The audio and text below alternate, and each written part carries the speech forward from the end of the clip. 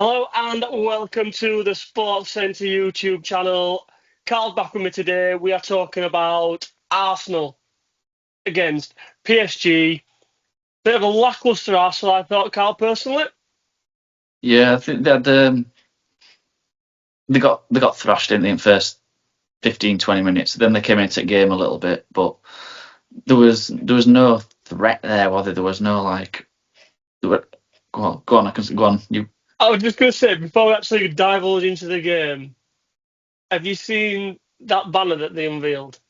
I haven't. Do you know what? I've been meaning to actually Google this banner because obviously both our clubs are keen on banners and flags and stuff, and I've been told that Yeah. this is a bit of a joke. Is this thing? Basically, it was just a plain red banner just with the gunner's cannon on it. There were nothing fierce about it. There were nothing saying fucking welcome to London or all like that. You're in for a night tonight. It was just like the fucking all that. It was so lame, and I just thought that procrastinated Set the onto tone. the pitch. Yeah, yeah, I didn't see the beginning of the game. To be fair, I probably saw it from maybe a minute in. I didn't even yeah. see kick. So luckily I caught the goal, and then I just thought, do you know what, PSG are all over you here, all over. This could be 2-3 for this. Um, they weathered that storm, didn't they? But They're a good team, PSG, are yeah, they're the best team I've seen. I mean, I think they're the best team in Europe at the minute. The best team I've seen this season, out of anyone. I just thought, to me, probably, and obviously speaking from experience here, Liverpool, if they're getting knocked out against PSG, seeing them Villa in the next round kind of go toe for toe with them, I thought They're Villa vulnerable. almost Villa almost give a blueprint of how to play against them, and Yeah, Arsenal just completely kind of disregarded it almost and just thought, oh, we're just going to play passive and cautious. And I just thought you're going to have to take it to them here. You're at home. It's semi-final. Like you guys go over there. It's going to be hostile. It's going to be yeah. an absolute cauldron of noise. They're going to have flares and all sorts popping off before the game. And I just thought Arsenal got it all wrong. To be fair, I thought they just got it completely wrong. Well, I completely agree. But I just think that a lot of the cries from Arteta of bring your boots and all this, we Oh, need you, and meh. it cringy as fuck. But because Arsenal have been banging on about like, oh, best atmosphere we ever had at Emirates against Madrid, and it may well have been. But why the hell have you come here for an even bigger game and just sat on your hands? Proper shit show from that crowd for me. When like you've taken piss out of me for Joe Linton geeing up the crowd, giving it this. Oh, I've How got on my how notes here. I've got it about how that. many How many times did an Arsenal player go to the crowd? Come on, and just give them nothing. Shit fans, proper shit fans. You bet the players with that. I'm just like, just fucking concentrate on the game. You're too busy trying to fucking G the crowd up. Then, honestly, I literally got it on my notes here. Players need to focus on the game rather than waving their arms to the crowd. It, But they needed that extra bit of kick there, and I know, but crowd weren't Arsenal giving it. just do it for everything, don't they? Like, if they get a tackle and if keeper makes a save, it's like, fucking hell, like, come on, just. He's meant not to sound like Roy Keane, but like he's meant to do that. That's his job. Do you know what Yeah, I mean? It's like just get on with game. But um, I thought the big players for Arsenal didn't turn up. If I'm honest, I know we were kind of texting back and forth like, but I thought Saka had a quiet night.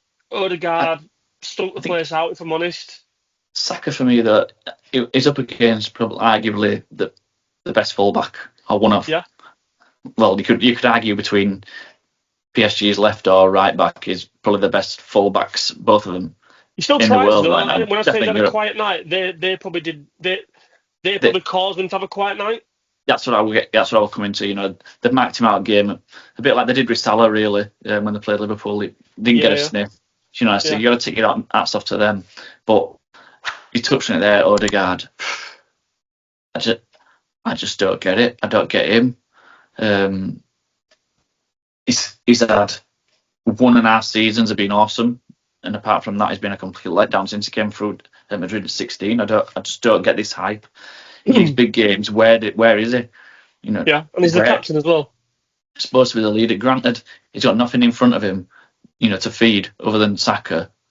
But you've got to create something. When the last time he had a shot, like a meaningful shot, not just in that game yesterday, he's gone since that injury. He's been a complete changed person. I agree, and I think next season will be a big season for him. I think if he doesn't show up next season, there'll be a lot of question marks about him. Like you say, he's had a bad injury. Maybe it's taken him a bit of time to get back from it, but yeah, I think he's been really poor this season, and especially they've had some injury. When you need someone to step up, you want your big players stepping up. And I just thought they missed a trick tonight. But just moving on to PSG, they're the real deal, aren't they? I think. Yeah, well, I said to you last night, I think whoever the winner of this tie for me wins it. I know everyone will say Barca are still in it, and still a big threat. I think they're even the favourites. But for me, whoever wins this tie wins the whole thing. But I really do I hate PSG, but this season they're sort of turning me a little bit, and just because they're fantastic to watch. That Doué some player, isn't it? Doué, Kvaratskhelia, however you pronounce his name. Oh man, honestly, the power, the pace, the shot power is just a beast. The centre midfielder, since we went to Germany for the Euros, watching them Euros, I don't know why I brought that up, but watching the Euros, Portugal, Vitinha, I loved him then, and I kept an eye out back of me, kept an eye on him. Yeah, and he's flourishing into a world-class player for me. Even Marquinhos as well, still doing it. Like, he reminds me of a bit like a kind of Thiago Silva kind of player. Definitely. Just doesn't seem to be slowing down. Just seems to be kind of getting better with age. His reading of the game, his understanding of the game is quality. But it's not just the first team, was it? The squad. I mean, look at the subs that they were bringing on. Barcola, Gonzalo Ramos. No, they were unlucky, to be fair. Later on, they had a couple of chances, didn't the PSG, where they could have gone at least 2-0 up. Well, I thought that because I'm sure against Liverpool they did it, and what other team? Who did they beat last round? Villa. They were scoring late goals, weren't they? To pretty much kill the tie, and I half expected that last night, to be honest. They just don't seem to slow down. They just seem to be like rapid constantly, and the only downside with that is you've got to freshen your squad up like every 3-4 years, because players you can't keep going that constant. Obviously, we had that with Liverpool with Klopp, but at the moment, I think. I mean, depending on how tonight's game go, I prefer PSG or Inter to win it, just because I don't want Salah to get Ballon d'Or. And I think if Barca win it, Rafinha will get Ballon d'Or. I think Rafinha's nailed down for it, to be fair. I don't think. I think I don't know if we're biased in England a little bit regarding Salah. I think for us, I see the argument. I don't even see him getting in top 3 just purely because of they didn't go far enough in Champions League. I don't think that's right, but I think that's what'll happen. Yeah, maybe. So back to Arsenal PSG. How do you think your second leg going? I can still see Arsenal doing it, just purely because of what Villa did against PSG in that second leg. Granted, I know they were at home, but they do give you chances. I mean, they had chances last night. The Martinelli, neither of us really rate. He had a chance. Trossard had a chance. I think it could have. I think the penalty got turned down as well, didn't it? Which for me were a penalty. Left was shite. Ref were dreadful last night. Really bad. But to answer your question, I do think they've got a chance. It's a slim chance in my opinion, but they've got a chance. If they've got first goal, that game's open. That's what I mean, and that's why I think they missed a trick, because it's going to be doubly as hard going over there and getting a performance. But look, they went to Bernabeu and did it, so exactly. They can't do it on this one. But I just think it'll be a step too far for them. If I'm honest, I think this PSG team are going to go out where I think they're going to lift it. Yeah, I agree, and I hope they do. To be honest, I hope they do. Out of the 4 teams, I hope. Yeah, I think them are in it for me. Is my preference personally. Completely agree. I think, but like I say, I think whoever wins this tie wins it for me. Yeah, let's hope it's PSG then, because I don't want Arsenal to win I it. don't want Arsenal winning. Not worse than a smug Arsenal fan.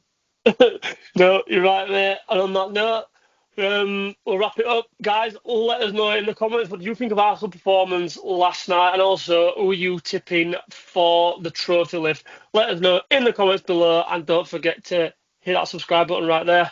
Catch you in a bit.